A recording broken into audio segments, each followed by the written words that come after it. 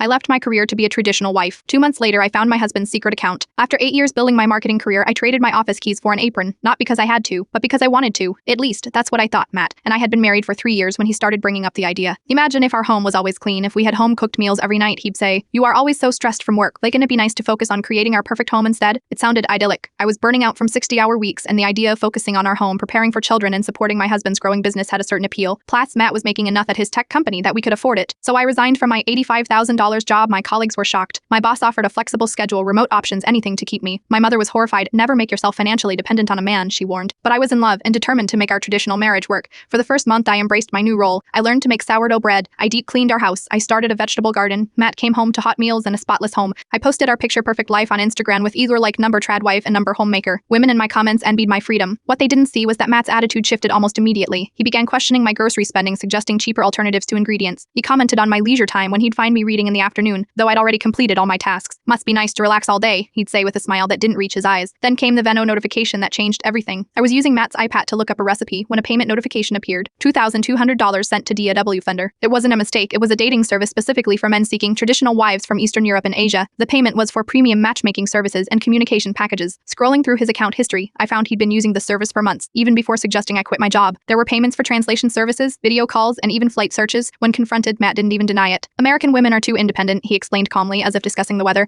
I needed a backup plan in case you couldn't adjust to being a proper wife. I actually laughed before the rage set in. I gave up my career for you, and you've been complaining about it ever since, he countered, always mentioning what you gave up, how much money you could be making. I hadn't mentioned my job once that night. I slept in our guest room the next morning while Matt was at work. I called my former boss. Zuntha, my position hadn't been filled yet. I could start Monday, then I called a lawyer. When Matt came home, I had dinner waiting, his favorite steak, perfectly cooked. I'd even opened a bottle of the expensive wine he saved for special occasions. Does this mean we're good? He asked, relief evident in his voice. This means goodbye, I replied, sliding divorce papers across our spotless dining table. I am moving back to my apartment Monday and returning to my job. You can find someone else to bake your bread. 2 months later, I am back at my desk with a promotion and a raise. My sourdough starter died from neglect, but my career is thriving. And according to Instagram, Matt is now engaged to a 22-year-old from Ukraine. I wish her luck. She's going to need it. Some dreams look better on social media than in reality, and some traditions deserve to be broken.